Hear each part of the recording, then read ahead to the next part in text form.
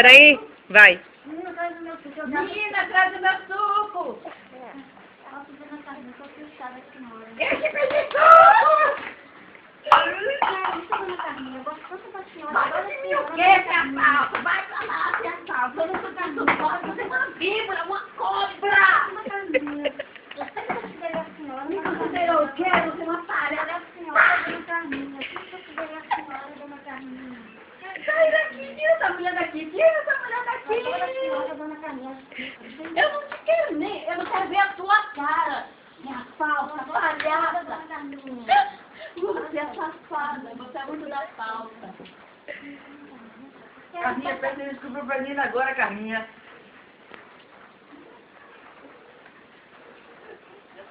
Sai daqui.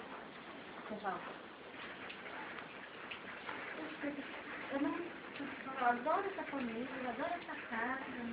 Adoro o quê? Eu adoro essa Minha casa, falsa. eu adoro essa família, adoro o senhor.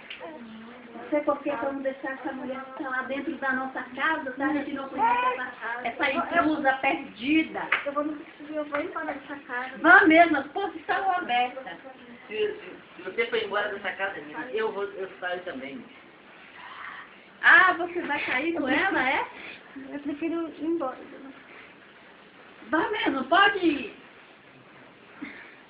Vai, pode ir embora. Não quero você mais dentro da minha casa. Saia da minha casa.